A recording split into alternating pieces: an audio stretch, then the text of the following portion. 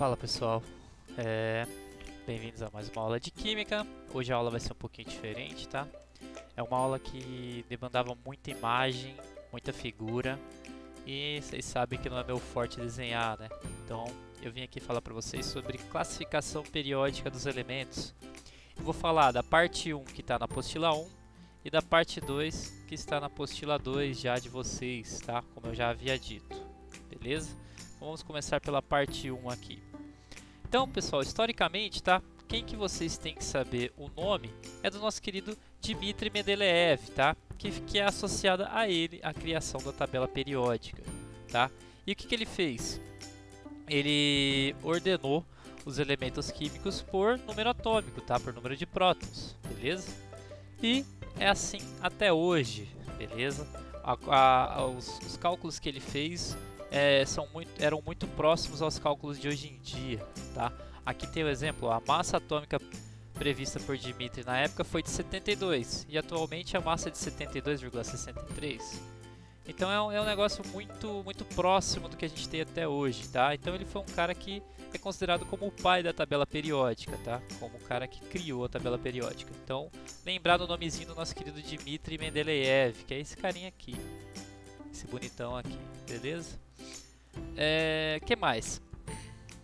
A tabela periódica em si é legal a gente saber o porquê que ela é dessa forma, tá? Como ela é organizada, tá? E depois a gente vai ver que a distribuição eletrônica, que é algo que a gente já viu, como que a distribuição eletrônica pode ajudar a gente nesses casos, tá? Por exemplo, olha aqui, ó, propriedades físicas dos metais, propriedades físicas dos não metais e blá blá blá. O que importa pra gente, tá? Primeiro, vou pegar uma imagenzinha da tabela periódica aqui e vou fazer várias explicações para vocês, tá? Primeira coisa, pessoal, a tabela periódica ela é dividida em vários períodos, que são as linhas, tá? Então, período 1, período 2, período 3, período 4, período 5, 6 e 7, tá? Então, são 7 períodos. E o que é isso, pessoal? Em cada um desses períodos aqui, eu tenho o número de camadas que o elemento tem. Ou seja, se ele estiver no período... Ó, vou até dar um zoomzinho aqui para vocês verem melhor. Se ele estiver no período 1, tá? No período 1, que eu tenho só o hidrogênio e o hélio no período 1, certo? Então aqui no 1 eu só tenho o hidrogênio e o hélio. O que acontece? Significa que ele tem apenas uma camada, certo? Se eles estiverem no segundo período, se o meu elemento estiver no segundo período, significa que ele tem duas camadas, ou seja, todos esses caras aqui, ó, desse período, tem duas camadas, beleza? Terceira, 3 camadas. Quarto, 4 camadas. Quinto, 5 camadas. 6 camadas e 7 camadas, beleza? Então a tabela periódica, as linhas dela são divididas dessa forma, tá? Quanto mais camadas ela tiver, mais para baixo ela vai estar, ou seja, ela pode ter de 1 até 7 camadas. Lembra que a gente chamava de K, L, M, N, O, P e Q, tá? Também pode se chamar assim. Mas primeiro período, segundo período, terceiro período, quarto período, quinto período, sexto período e sétimo período. Beleza? O período então nos indica a camada, tá? Quantas camadas o nosso elemento vai ter. Beleza? Vamos lá. Que mais? Aqui tem uma tabelinha, tá? Falando aqui para vocês o número de período e o número dos elétrons de valência, o número de camadas, beleza? Então na 1 é 1, na 2 é 2, na 3 é 3 e assim por diante, beleza? Então a camada, o período que ele tiver indica o número de camadas que ele tem, certo? Beleza. Essa é a primeira parte, que é a parte mais tranquilinha assim de entender a tabela periódica, né? Aí na apostila de vocês tem uma outra imagem de uma tabela periódica bem bonitinha aqui, tá? E esse desenho aqui é um dos principais da aula de hoje, tá? Esse desenho aqui. Por quê, pessoal? Ó, se vocês pegarem, vocês têm os dois primeiros grupos, né? As duas primeiras colunas da tabela periódica e está escrito S aqui. O que significa isso? Significa que os elementos que estão na coluna 1A e 2A, ou grupo 1, grupo 2, né? Que nem mostra aqui, ó, grupo 1, grupo 2. Esses elementos, todos eles têm terminando no subnível S, tá? Todos eles vão terminar no subnível S, que é o que está escrito aqui. certo? Sendo que na família 1A ou grupo 1, eles terminam com S1. E na família 2A ou grupo 2, eles terminam com S2. Então aqui na primeira fileira, aqui, na primeira coluna, os elementos todos terminam com S. Todos esses elementos dessa fileira aqui, ó, todos eles vão terminar com S1, certo? E nessa coluna aqui, eles vão terminar com S2. Então aqui eles estão com o subnível S incompleto e aqui com o subnível S completinho, certo? Essa então família grupo 1 e 2 ou família 1A e 2A, que são esses caras aqui, é o que eu tenho com o subnível S finalizando, tá bom? E, olha só, olha aqui os elementos de transição, que são essa parte do meio da tabela periódica. Todos eles estão me dizendo que são D, com exceção de dois carinhas aqui, né? Mas todos eles estão falando que terminam com D, tá? Que são esses caras aqui, ó. Os elementos de transição que estão aqui, ó. Então, ó, 1, 2, 3, 4, 5, 6, 7, 8, 9, 10, certo? Então, lembra que o subnível D, ele pode ter até 10 elétrons? Então, ó, 1, 2, 3, 4, 5, 6, 7, 8, 9, 10. Eu tenho 10 carinhas aqui que podem terminar, 10 fileirinhas aqui, né, colunas, que podem terminar, todos esses elementos aqui, ó, podem terminar em D, tá? Sendo D1, D2, D3, D4, D5 até D10, beleza? Na distribuição eletrônica, certo? É óbvio, pessoal, vão ter algumas exceções, tá? Vão ter algumas exceções. Mas, por via de regra, é assim, beleza? Voltando para o desenho, olha só, essa última parte aqui da tabela periódica. Todos eles terminando em P, com exceção do hélio lá em cima, ó. Com exceção do hélio aqui em cima, todos esses carinhas aqui, ó, do grupo 13, 14, 15, 16, 17 e 18 terminam com D, tá? E o D, vocês lembram quanto tinha quanto cabia, quantos elétrons cabiam? Simples, né? D1, D2, D3, D4, D5, D6. Então aqui termina em D1, aqui em D2, aqui em D3, aqui em D4, aqui em D5, aqui em D6, tá? Então esses caras aqui vão ter o subnível D completinho lá no final. Esses daqui são todos incompletos, beleza? Todos esses daqui. Então olha só, 1A tem o subnível S1, 2A, S2, 3A, D1, 4A, D2, 5A, D3, 6A, D4, 7A, D5, 8A, D6, tá? Subnível D completo, beleza? Então, 1S1, 1S2, 1S1 não, né? Aqui depende do número do período, esse 1 antes, que veio antes do 1S1, depende do período que ele tá. A gente já vai falar sobre isso. Então aqui, ó, S1, S2, D1, D2, D3, D4, D5, D6. E aqui, o P1, perdão, eu falei P1, tá? P1, P2, P3, P4, P5, P6. Todos esses daqui subnível D, tá? Todos esses daqui subnível D. D1, D2, D3, D4, D5, D6, D7, D8, D9, D10. Beleza? E tem esses dois carinhas aqui, que são os actinídeos e os lantarídeos, que terminam em F, tá? Conforme mostra a figurazinha aqui pra gente, ó. Tem esses dois carinhas aqui que terminam em F, tá? Então a gente vai ter a série dos lactinídeos aqui, tá? Em rosinha, que tá aqui em rosinha, acho que é rosa, tá? Que terminam em F, e o F tinha até 14, lembra? Então, 1, 2, 3, 4, 5, 6, 7, 8, 9, 10, 11, 12, 13, 14. Opa, 1, 2, 3, 4, 5, 6, 7, 8, 9, 10, 11, 12, 13, 14, 15. Aqui tem 15, tá? Mas o F pode terminar até em 14. Provavelmente tem algumas exceções. É que aqui a gente começa a trabalhar com alguns elementos que são muito grandes, tá vendo? Já tem 70 de número atômico aqui, 103 de número atômico aqui. Então começa a ter muita exceção quando a gente vai trabalhando com um átomo muito grande, tá? Mas mesmo assim, aqui são os subníveis F e F, beleza? Esses dois carinhas que estão localizados nessa parte da tabela periódica. Perceba que a série dos lantanídeos vai de 57 a 71 de número atômico, tá? De 57 a 71 em número atômico.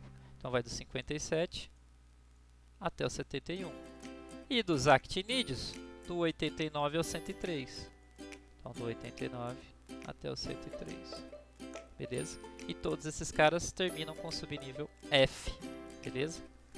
Professor, o que você está falando desse negócio de subnível? O que é isso? Distribuição eletrônica, a aulinha que a gente teve, tá? Toda essa parte aqui, tudo ligado com distribuição eletrônica, beleza? Tudo ligadinho, tá? Então, o que eu preciso saber, pessoal? O que eu preciso saber principalmente dessa primeira parte aqui, tá? Primeiro, as classificações, tá? As classificações dos elementos da tabela, tá? E eles, aqui está falando que eles podem ser divididos em 3 conjuntos. Representativos, que são o grupo A, tá? Transição externa, grupo B, e transição interna do grupo 3B, tá? Aqui seria grupo B e aqui grupo 3B, certo? Quem são esses caras? Quem são esses caras? Primeiro, elementos representativos, tá? Quem são os elementos representativos? Aqui ele fala subníveis S e subníveis P, ou seja, são essas duas famílias aqui, 1A e 2A, 3A, 4A, 5A, 6A, 7A e 8A, beleza? Então é a família A, pessoal, ou seja, grupo 1, grupo 2, grupo 13, 14, 15, 16, 17 e 18, beleza? Todos esses caras são considerados elementos representativos, beleza? Todos eles são considerados elementos representativos, tá? E aqui eu tenho que saber o que, além disso, eu tenho que saber o nome de cada um desses elementos representativos, dessas famílias, tá? O grupo 1 ou família 1A, ele é chamado de grupo dos metais alcalinos, beleza? Na 1A, certo? Quem são os metais alcalinos, então? Essa família aqui, ó. Hoje li na cama Robson Crusoe francês. Uma frasezinha que a gente usa para lembrar quem é da família 1A, certo? Ótimo. Da família 2A ou grupo 2, são chamados de metais alcalino-terrosos, tá? Alcalino-terrosos. E quem são esses caras? É o grupo 2 aqui, ou família 2A. Bela Magrela casou com o senhor Barão Ratão. A gente utiliza essa frasezinha para lembrar também, tá? Não precisa, óbvio, tá? Mas eu utilizo para lembrar de alguns, certo?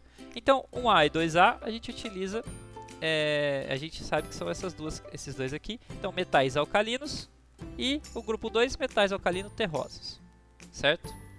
O que mais que a gente precisa saber?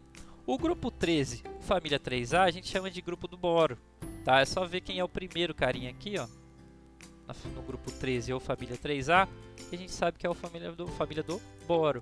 E essa daqui, consequentemente, vai ser a família do carbono, né? Então, olha só, 14 aqui, ó, grupo do carbono. E o 15, grupo do nitrogênio. Esses três aqui, ó, é só ver o primeiro carinha que está lá em cima, que você já sabe, o boro, carbono e nitrogênio. Esses dois aqui já vai ser diferente, igual esses dois aqui são, tá? Como vai ser o nome desses dois? Ó, grupo 16 ou família 6A, calcogênios, tá? Calcogênios, que são esses aqui, tá? Esses são os calcogênios. Então é o grupo 16, tá? Grupo 16 ou família 6A, certo? O mais utilizado hoje em dia, pessoal, são grupos, tá? 1, 2, 3, 4, 5 até o 18. Beleza? Mas ainda pode aparecer, como apareceu na apostila de vocês, esse negocinho com A aí. Opa, abri uma janela errada aqui. Esse negocinho com A aí, tá? Então 5A, 6A, 7A, 8A e tudo mais. Então, grupo 16 ou 6A, calcogênios. E o 17 ou 7A, chamado de halogênios, que são esses caras aqui, tá? Os calcogênios, ó, os 7 porquinhos, tá? A gente utiliza isso, os 7 porquinhos. E no 7A ficou claro que a Brahma imita a Antártica, beleza? Ficou claro que a Brahma imita a Antártica, a gente utiliza essa frasezinha também, tá? Lembrando que com esse desenho aqui de cima, ó, lembrando que a gente já sabe qual é a terminação desses caras, beleza? Já deveria saber pelo menos, certo? Tudo bem? Próximo. E a 8A, que eu acho que é que todo mundo já sabe, né? Que é 8A, o grupo 18, que são os gases nobres, tá? Os gases nobres é aqueles que a gente considera que já tem o octeto completo, ou seja, eles normalmente são gases inertes, não fazem reação, tá? São esses carinhas em azul claro aqui. Se não me engano é azul claro essa cor. Certo? O que mais?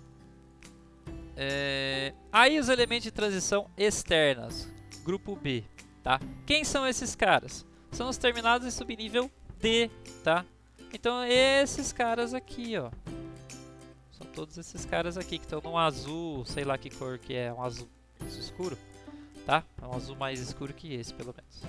Então são todos esses caras aqui, do grupo 3 ao grupo 12, tá? São todos esses menininhos aqui, esses bonitos, certo? São os elementos de transição externa, tá?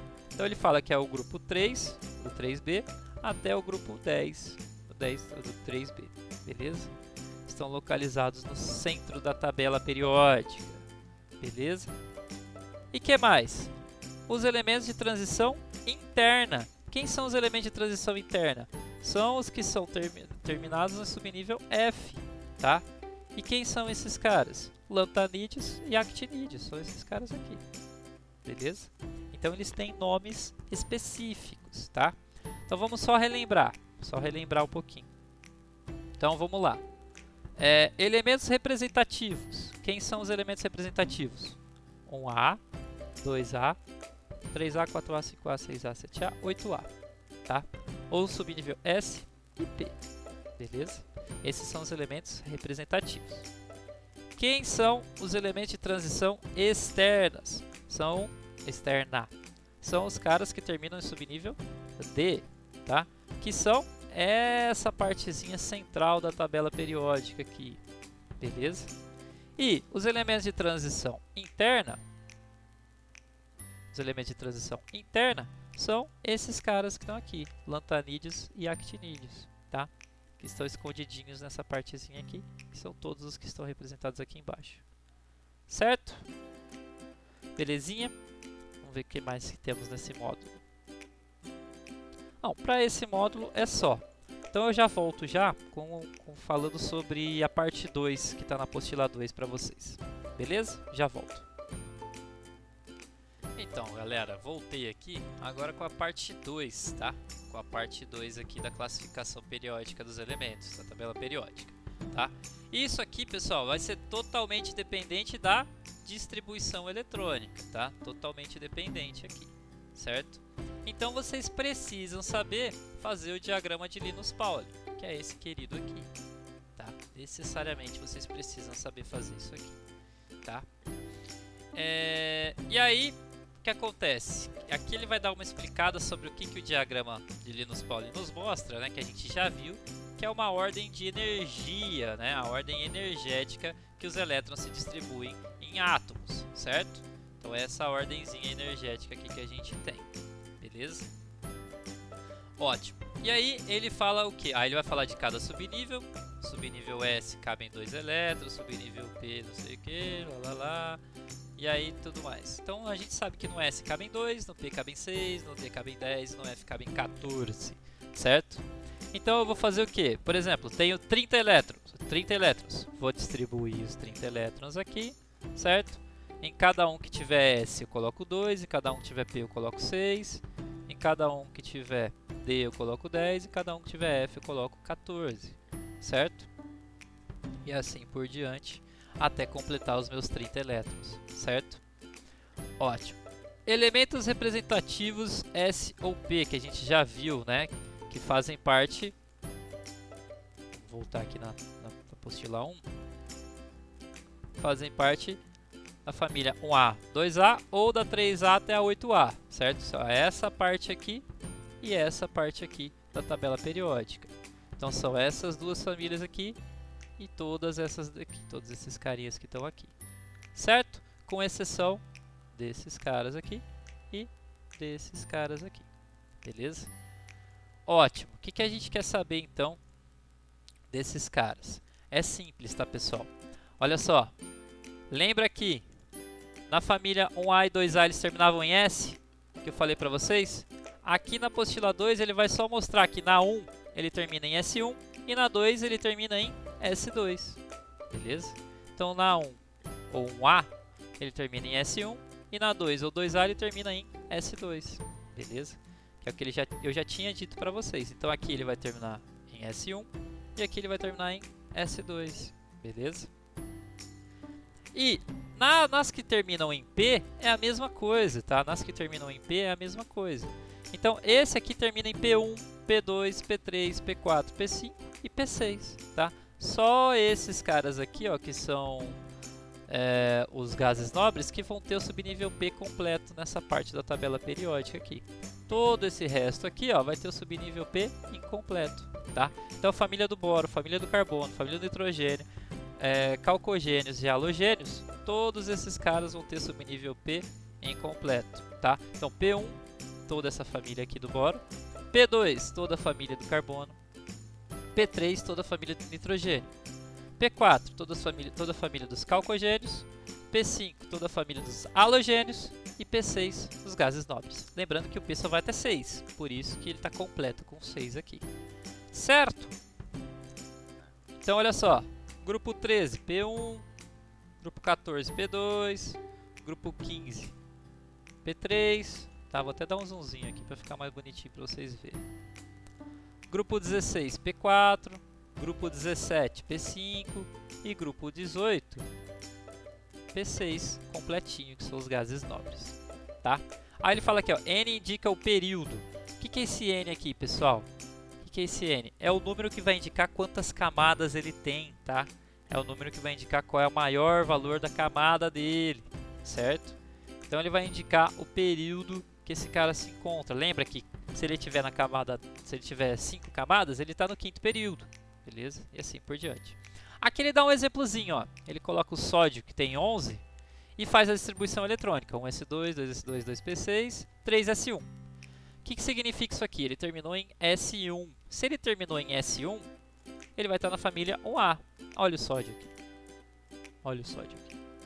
Certo? S1, família 1A. Beleza? O sódio está aqui. O que mais que eu poderia saber do sódio olhando para esse exemplo? Qual que é o maior valor de camada dele? 3. Então ele tem 3 camadas. Ou seja, ele está no 3º período. Vamos verificar? 1, 2, 3. Olha o sódio aqui. 3º período. Está na 1A e no 3º período. Certo? Aqui está o sódio. A gente pode fazer como se fosse um bingo, né? A gente olha a linha e coluna e verifica se ele está ali, certo? Então, mais um exemplo, o bromo aqui, agora com um número atômico um pouquinho maior, 35, tá? Então, vamos ver. Ele foi 1s2, 2s2, 2p6, 3s2, 3p6, 4s2, 3d10, 4p5. Olha só, se ele terminou em P5, onde ele vai estar, pessoal? Onde esse cara vai estar, tá? Ele vai estar na parte do P. Onde é a parte do P? É essa parte aqui da tabela periódica. Se é essa parte da tabela periódica e é o P5, aonde ele vai estar? Aqui, né? Aqui. Porque é P1, P2, P3, P4 e P5. Tá? Então esse cara está aqui. P5. Então tá aqui mesmo, ó, o bromo aqui. Tá? Agora, o que mais que a gente poderia verificar no bromo? Tá? Olha só, a gente pega a distribuição eletrônica dele e vê que o maior número que tem aqui de camada é o 4. Então ele tem 4 camadas, ou seja, se ele tem 4 camadas, é para ele estar no 4º período, certo? E se é para ele estar no 4º período, vamos ver, ó. 1, 2, 3, 4. Olha o bromo, está aqui no 4º período mesmo, certo? Então eu consigo, através da distribuição eletrônica, achar a posição do meu átomo, tá? Achar a posição dele exatamente. Beleza? Além de saber se ele terminar em S1 ou em S2, consigo achar a qual família ele pertence, a qual período, tá? Dependendo do número de camadas que ele tiver e tudo mais, certo? Olha só. Que mais? Aqui ele explica o que eu acabei de explicar, tudo mais, beleza. Aí ele vai para os elementos de transição externa, que é a parte do meião da tabela, tá?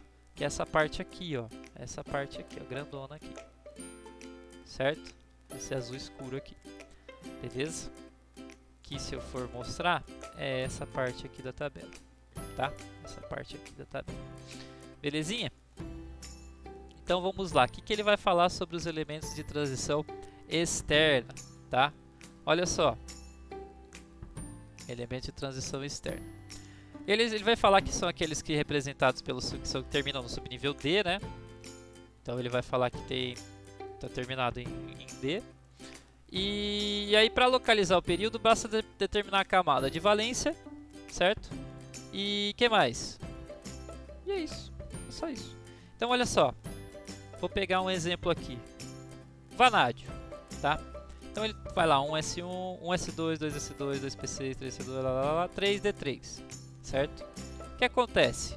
A gente sabe que ele tem um número maior de camada, é o 4, certo? O número maior de camada é o 4, então ele deve estar no quarto período. Vamos ver se o vanádio está no quarto período mesmo? 1, 2, 3, 4. Olha o vanádio. Então ele tem 4 camadas, ele tem que estar no quarto período, certo? E olha só, prestem bem atenção, eu não vou pegar o último, eu vou pegar o maior valor, tá? Tá vendo aqui, ó? Eu vou pegar esse número, isso aqui é chamado de número quântico principal, tá, pessoal? Eu vou pegar o maior número quântico principal aqui, ó. Então eu tinha 1, 2, eu tenho 3 e tenho o 4. Então o 4 é o meu maior valor, então eu sei que ele tem 4 camadas. Ah, professor, então por que o 3D está aqui? Porque o 3D é mais energético do que o 4S. Aí a gente tem que voltar aqui para o diagrama de Linus-Pauling para ver, ó. Olha só, a ordem é essa daqui, ó. Então olha só, 3P ele pula para o 4S e depois ele vai para o 3D. Então significa que o 3D é mais energético do que o 4S. Por isso que ele está depois no diagrama de Linus-Pauling. Beleza? Esse é o esqueminha que a gente tem que pensar aqui quando a gente vai falar sobre os elementos de transição externa, tá? Essa partezinha aqui de falar soma S com D e tudo mais, ocupa essa partezinha aqui vocês podem esquecer, tá? O que é principal aqui é vocês verem que ele ocupa o quarto período da tabela periódica, tá bom? Esse é o principal. Agora, saber onde ele se localiza, se é grupo 3, 4, 5 até o 12, para os elementos de transição externa não precisa, tá? É um negócio que normalmente você não usa, tá? Um negócio que não cai em vestibular nenhum, tá? Então esse aqui você não utiliza, você vai utilizar só a parte de ver o período dele, tá? Só ver o período dele, que é só ver o número de camadas que ele tem, tá? Então vamos ver o do cádmio aqui, ó, que tem o número atômico 48. Ele foi lá e distribuiu 48 elétrons e chegou que é 4D10. Tá? 4D10 aqui é o último elemento. Qual é a camada de valência desse cara? É só eu procurar o número atômico, o número principal aqui, né? Qual que é o nome disso? Acabei de falar e esqueci. Tá, só você achar o maior número quântico principal. Isso. Só você achar qual é o maior número quântico principal aqui, né? Que no caso é o 5. E a gente já sabe que ele está no quinto período. Então, cádmio, a gente sabe que ele é um elemento de transição externa. Ou seja, ele vai estar no meio da tabela, naquela partezinha que a gente falou, e vai estar no quinto período, porque a distribuição eletrônica dele, o maior valor do número quântico principal é o 5. Então vamos ver se ele está mesmo. Então, quinto período, olha o cádmio aqui. Olha o cádmio, que lindinho. Certo? Então, aprendemos a localizar esses lindinhos também, tá? Olha só, aqui o que acontece? O D1 e o D2... D1 e D2, o D5 e o D10, o que acontece com eles? O D1 é o primeiro, né? E o D2 é o segundo. Eles realmente vão estar na primeira família e na segunda família, tá? Não tem exceção nenhuma, beleza? O D1 e o D2 não tem exceção nenhuma, tá? E agora, o D5 também não tem exceção, então é para estar na quinta parte, certo? Como assim, professor? Ó, D1 e D2. Esses caras aqui não tem exceção nenhuma. Todos eles são D1, todos eles são D2. Tá? O que mais? O D5, olha só. D5. Então é para estar no grupo 7, certo? Então vai estar aqui, ó. 1, 2, 3, 4, 5. Aqui no grupo 7, tá vendo? Vou até dar um zoom aqui. Aqui no grupo 7. Todos esses caras aqui terminam em D5. Todos esses caras do grupo 7 aqui terminam em D5. O que mais, professor? O último, o D10 aqui, ó, não tem nenhuma exceção também. Todo mundo que está no grupo 12, tá? O grupo 12 da tabela periódica vai terminar em D10. Percebam que os outros, ó, o D3, o D4, o D6, D7, D8 e D9, eles têm várias exceções. Então esses caras aqui vocês não precisam se preocupar muito, tá? Se vocês já lembrarem que no 3, no 4, no 7 e no 12, todos eles vão terminar, não tem exceção nenhuma, e no 3 é lembrar que é D1, no 4 é lembrar que é D2, no 7 é lembrar que é D5 e no 12 é lembrar que é D10, acabou, não tem erro, tá? Eu preciso decorar isso, professor? Não, é só pensar que todos aqui são D. Então esse aqui começa os elementos, a distribuição eletrônica dos elementos vão terminar em D1, D2, aí o 7, D5 e D10. Beleza? 1, 2, 3, 4, 5, 6, 7, 8, 9, 10. Beleza? Então é só lembrar desses carinhas aqui. Por quê? Porque os outros, tá vendo? Ó, tem muita exceçãozinha, ó. Esse aqui vai ter exceção, exceção, exceção, blá blá blá blá blá blá. Então, lembrando que no primeiro grupo dos elementos de transição externa, tá? No primeiro grupo dos elementos de transição externa, que é o grupo 3 da tabela periódica, você vai ter todo mundo terminando em D1. Nesse grupo 2 dos elementos de transição externa, que é o grupo 4 da tabela periódica inteira, é o D2. No 5, que é o grupo 7 da tabela periódica, vai ser D5. No 10, que é o grupo 12 da tabela periódica, vai ser D10, beleza? O resto, você pode lembrar que aqui vai ser D3, aqui vai ser D4, aqui vai ser D5, aqui D6. Só que em contramão tem algumas exceções, então não vai ser todo mundo. Por exemplo, aqui, ó. Vamos ver. Grupo 5. 1, 2, 3. Esse cara aqui é uma exceção, então ele não estaria terminando em D3, tá vendo? Que é o que a apostila de vocês colocou aí. Então esse carinha aqui, que eu não sei o nome, é nióbio? Qual é o nome dele? É o nióbio. O nióbio, ele é uma exceção a essa regrinha que eu falei pra vocês, tá? Por quê, pessoal? Quanto maior forem os átomos, mais exceção vai aparecendo, tá? Mais exceção vai aparecendo. Olha aqui, ó. Olha que coisa feia. Esse D9 aqui, olha o tanto de exceção que tem. Então o cobre, a prata e o ouro são todas exceções para o D9. Olha só, cobre, prata e ouro, todos são exceções para o D9, ou seja, eles são praticamente que total, né? Só esse ultiminho feioso aqui que é uma regra, que faz parte da regra. Agora, essa família inteira aqui, ó, não termina em D9, certo? Então assim, a tabela periódica ela é cheia de regra, mas ela também é cheia de exceções, tá? Não é tudo que vocês vão ver que é verdade, tem um monte de exceção.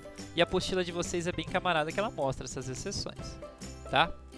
E por último, os elementos de transição interna, tá? Que são os lantanídeos e os actinídeos, tá? Que eles vão terminar em F, no subnível F, certo? Aqui eu tenho dois exemplozinhos para vocês, tá? Com o número atômico 58, certo? Vai terminar com 4F2, bem bonitinho. Com o número atômico 92, vai terminar com 5F4, certo? Todos, se é lantanídeo e actinídeo, tem que terminar em F, beleza?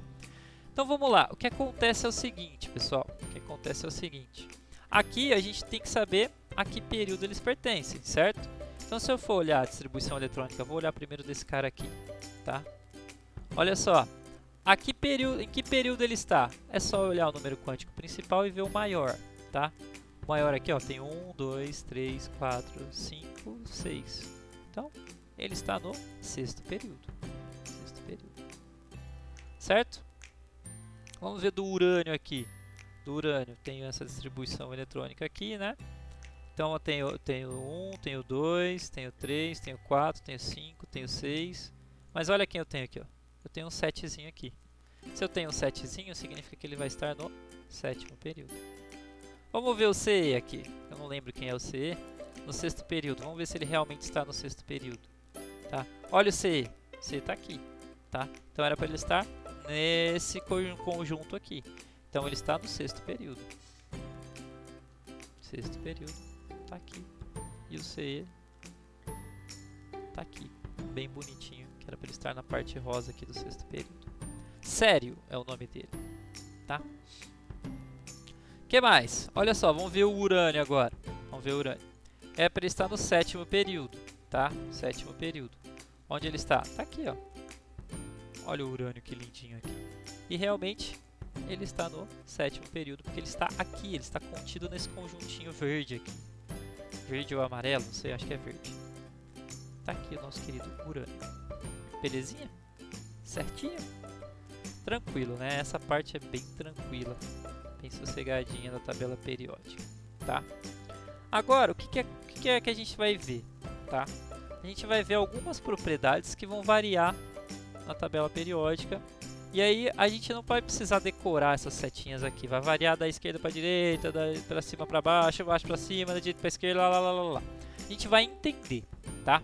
E a primeira que eu quero que vocês entendam é o raio atômico, beleza? Mas eu já volto com essa partezinha aí.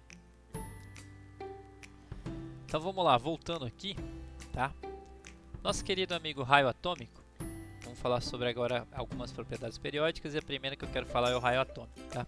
Então, propriedades periódicas a gente fala da seguinte forma. Primeiro a gente tem que falar o que ela é, tá? O que ela significa, basicamente, tá? E depois falar como que ela pode variar na tabela periódica, beleza? Mas assim, eu quero que vocês entendam, não precisa decorar, tá? Se decorar, tudo bem, mas não precisa, certo? Primeiro, o que é raio atômico, então? É óbvio que vai ser a distância entre o núcleo e o final da eletrosfera. Isso aqui seria o raio atômico, tá? Mas não tem como a gente medir muito bem dessa forma. Então, como que a gente mede? Tá? Por quê? Por que não tem como medir muito bem? Porque os elétrons estão em constante movimento, tá? Estão em constante movimento aqui na eletrosfera. Então, é muito difícil definir uma posição para o elétron. Então, como que a gente faz? A gente define a posição dos núcleos, que são mais estáticos. E a gente mede a distância entre dois núcleos, certo? Então, aqui teria um raio, dois raios. Então a gente pega a distância entre os dois núcleos e divide por 2. Simples, tá? Então um raio atômico médio, que é o que a gente normalmente mede, você vai pegar a distância entre dois núcleos vizinhos, que não fazem ligação, tá? E divide por 2. Simples assim. Tudo bem? Tá. Como a gente está falando de raio atômico, óbvio que a gente vai pensar que quanto mais camadas o meu átomo tiver, maior o raio dele. E isso está correto, tá?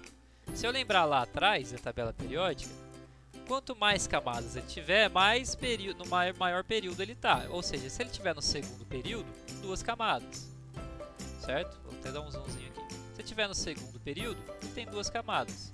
Óbvio que o raio desse cara vai ser maior do que quem tem uma camada só, né? É óbvio, tá?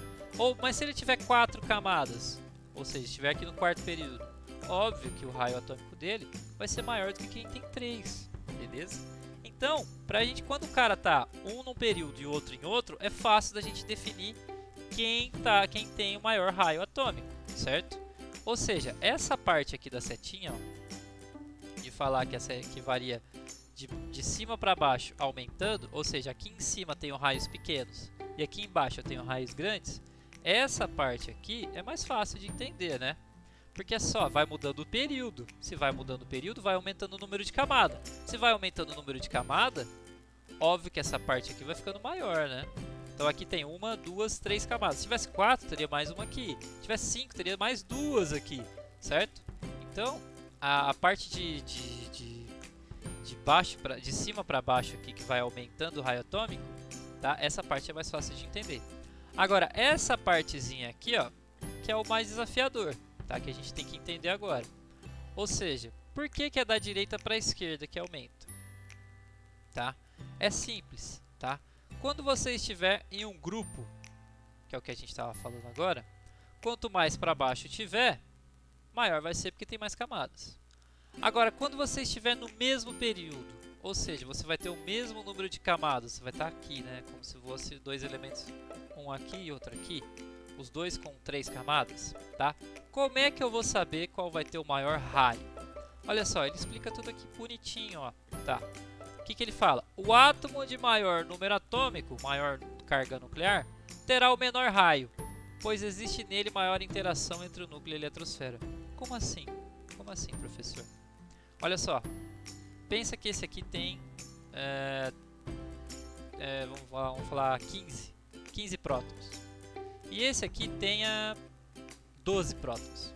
Os dois têm 3 camadas, certo? 1, 2, 3, esse aqui 1, 2, 3. 3 camadas. Pensa que essa preta é uma camada, essa azul é outra camada e essa azul clara é outra camada, tá?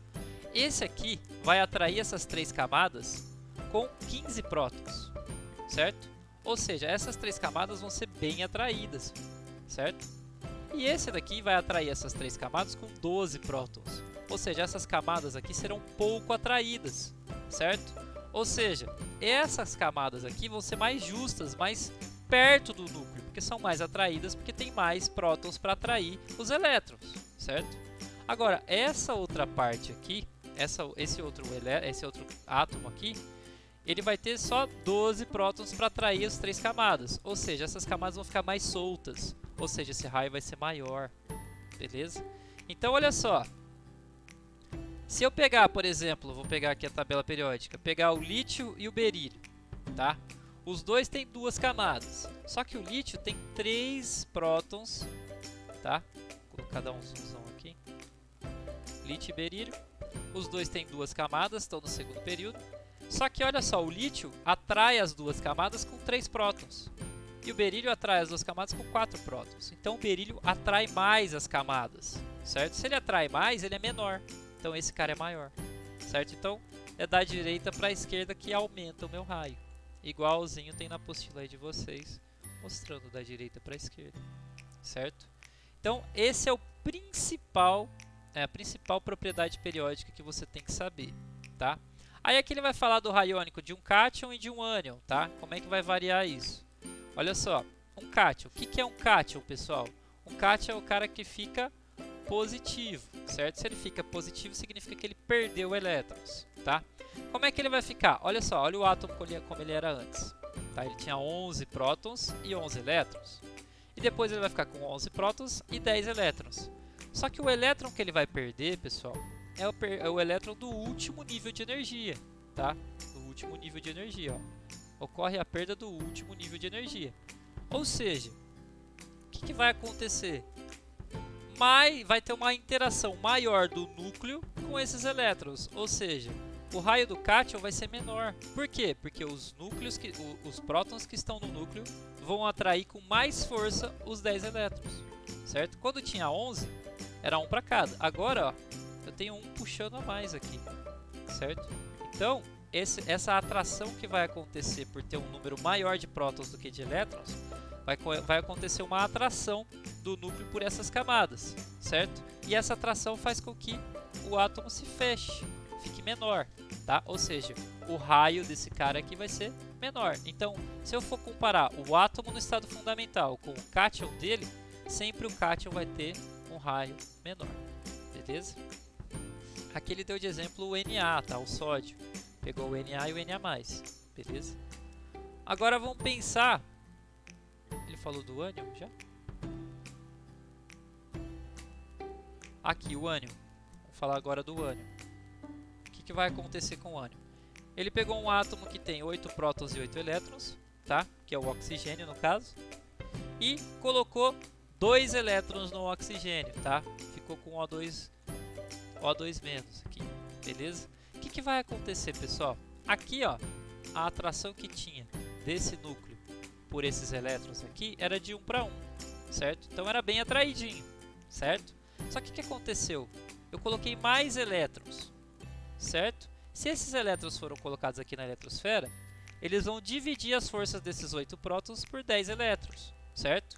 Ou seja, vai ser menos atraído. Se vai ser menos atraído pelo núcleo, essas camadas aqui vão ficar mais soltas. Se elas vão ficar mais soltas, esse raio tem que ser maior. Então, se eu for comparar um átomo no estado fundamental com um ânion, o ânion vai ser maior. Beleza? Aí ele vai falar de raio de íons isoeletrônicos. O que são coisas isoeletrônicas? Que tem o mesmo número de elétrons, tá? Essas coisas isoeletrônicas, elas vão ser medidas a partir de quê? Quem tiver mais próton vai atrair mais, tá? Quem tiver mais próton vai atrair mais. E se vai atrair mais, vai ficar menor. Ou seja, olha só, o magnésio ele tem 10 elétrons, o magnésio 2+ tem 10 elétrons, o sódio mais tem 10 elétrons e o flúor menos tem 10 elétrons. Quem tem mais prótons? O magnésio, certo? Então o magnésio vai atrair, o núcleo do magnésio vai atrair mais a eletrosfera do magnésio. Ou seja, se ele vai atrair mais, as camadas vão ficar mais presas e menores. Se as camadas ficam menores, o raio desse cara é menor, certo? Agora olha só, esse aqui tem 11 prótons e 10 elétrons. Então eu tenho 11 prótons puxando os 10 elétrons. Ou seja, eu tenho uma atração grande, só que a atração do magnésio é maior. Então se a atração dele é maior, o magnésio ainda continua maior. Certo? Fiz cagada aqui. Agora, como que eu faço para tirar isso? Será que Ctrl Z tira? Aí. Então, esse cara tem 11 prótons atraindo os 10 elétrons, certo? A atração dele é maior do que desse, que só tem 9, só que é menor que esse. Então esse aqui está no meio dos dois, né? E o flúor só tem 9 prótons atraindo os mesmos 10 elétrons. Então esses 10 elétrons estão bem soltos. Se eles estão bem soltos, as camadas estão largas, grandes, e o raio é maior, certo? Então quem tem o maior raio é o flúor, depois o Na e depois o magnésio. Ou seja, o magnésio é o menor de todos aqui. Então o magnésio é menor que o Na, que é menor que o flúor. Beleza? Tudo bem então, meus queridos? Certo? Então, de raio atômico, é isso que eu quero que vocês saibam aqui de propriedades periódicas, tá? Agora a gente fala de potencial ou energia de ionização, tá? O que é isso? Primeiro, o que é potencial ou energia de ionização? Normalmente, energia de ionização é mais utilizado, tá? Mas pode aparecer potencial de ionização também. O que é? Energia necessária para tirar um elétron de um átomo no estado gasoso isolado, certo? Então eu tenho um átomo lá no estado gasoso, eu tenho que ceder uma quantidade de energia para retirar um elétron dele, certo? Que no caso é essa equaçãozinha que ele mostra aqui, bem bonitinho. Então eu tenho um átomo no estado fundamental gasoso e vou retirar um elétron desse cara, ou seja, ele vai ficar positivo aqui. Retirei um elétron, tá? É energia necessária. Essa é o potencial de ionização ou energia de ionização. Então é energia para transformar ele em íon, no caso, tá? Então o que acontece? Olha só, ele fala que ocorre ganho de energia, óbvio que eu tenho que ceder energia para esse cara, né? Então eu tenho que tratar de um processo endotérmico, ou seja, esse cara absorve energia. Isso é óbvio, né? Então olha só, ele está falando que é um fator inversamente proporcional, ou seja, quanto menor for o raio, maior será a energia para retirar e ionizar um átomo. Pessoal, é simples isso, tá? Vamos pegar esses dois caras aqui como exemplo, tá? Vamos pegar esses dois caras como exemplo. Ele falou que quanto menor o raio, mais difícil é, não é?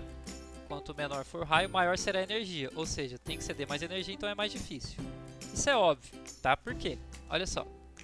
Esse cara aqui não está prendendo muito mais as camadas? Se ele está prendendo muito mais, atraindo muito mais as camadas, para eu retirar um elétron aqui que está sendo muito atraído, eu tenho que ceder muita energia, tá? Agora esse cara aqui, ó, não está com as camadas mais soltas, ele está com as camadas mais soltas, tá? Ele está atraindo pouco as camadas. Então, para eu retirar um elétron aqui é mais fácil, tá? Porque ele está pouco atraído pelo núcleo, beleza? É simples. Então, é inversamente proporcional ao raio, tá?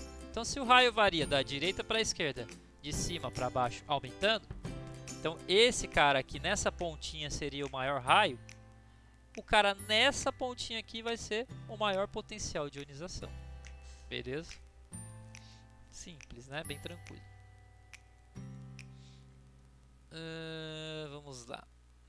Podem-se retirar vários elétrons existentes em uma eletrosfera, porém a energia necessária para arrancar o segundo elétron será maior que o primeiro. É óbvio, né, pessoal? Vamos voltar lá para o nosso exemplozinho.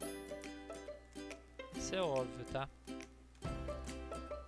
Se eu vou lá, tenho 8 prótons e 10 elétrons. Vou retirar um, vou ficar com 9, tá? Fiquei com 9 aqui. Fiquei com 9 aqui em vez de 10, tá?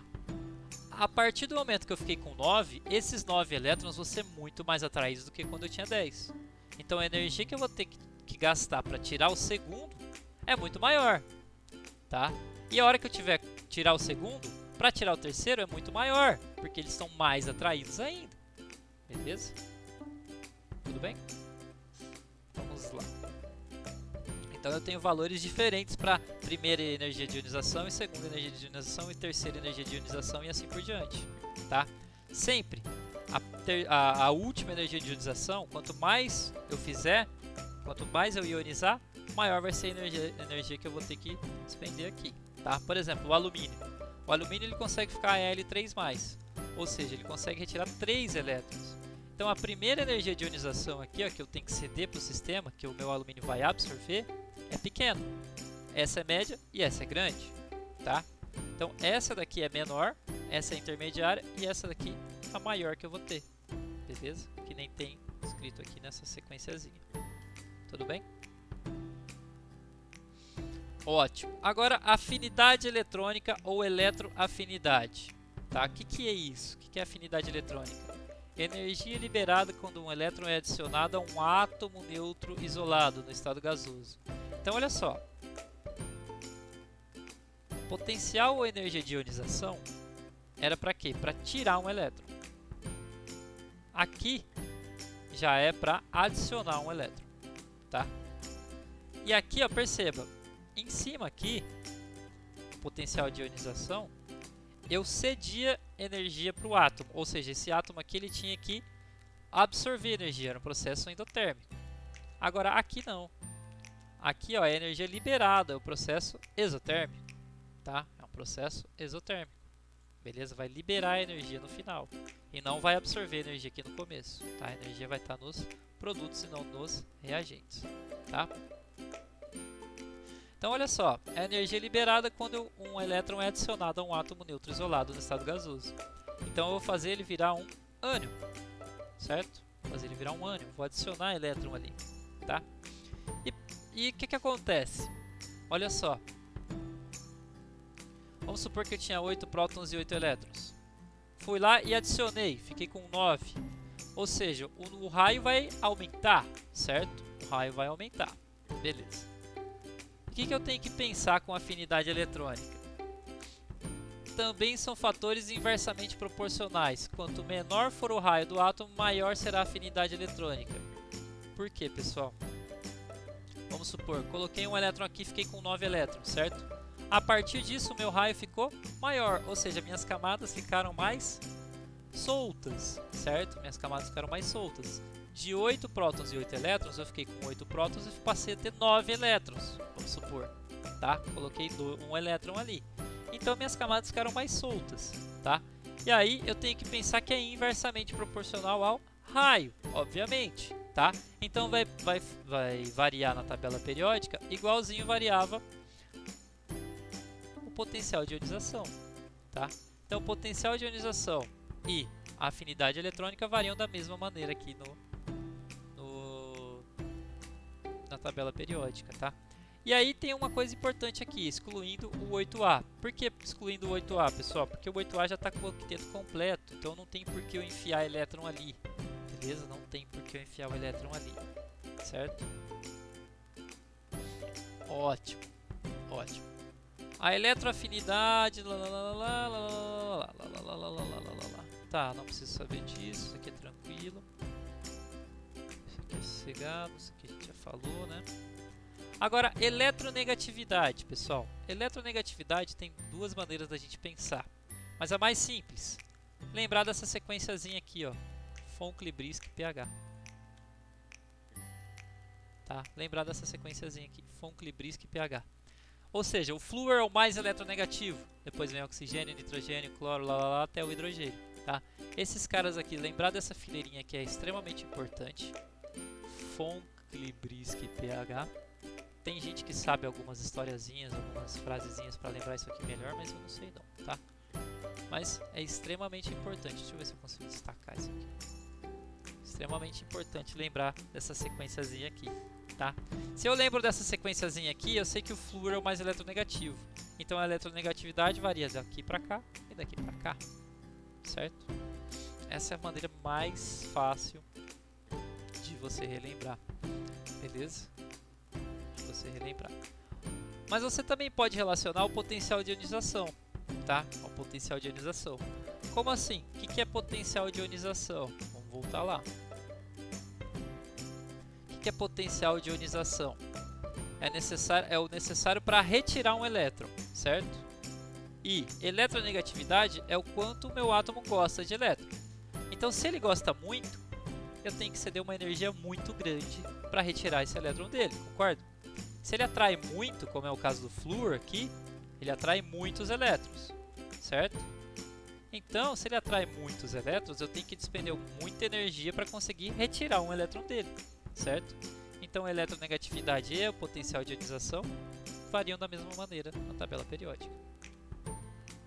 Belezinha? Ótimo, vamos lá. Aí, a eletropositividade. Óbvio que vai ser o contrário da eletronegatividade, né, pessoal? Então, se a eletronegatividade, o maior é o flúor, na eletropositividade, o maior vai estar aqui embaixo, certo? Que é o frâncio, certo? Que mais? Que mais que eu tenho que pensar aqui? Volume atômico. Isso aqui cai menos, tá, pessoal? Isso aqui, essas é a que a gente viu até agora, é o que mais cai, tá?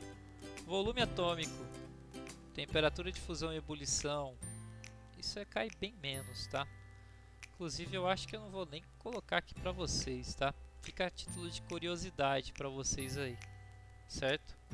Fica a título de curiosidade aí, mas isso aqui não é necessário não, isso aqui nunca caiu em lugar nenhum, tá? Belezinha? Então é isso, a aula de hoje é isso, tá? Propriedades periódicas concluídas com sucesso, belezinha? Bons estudos então pra vocês, até mais!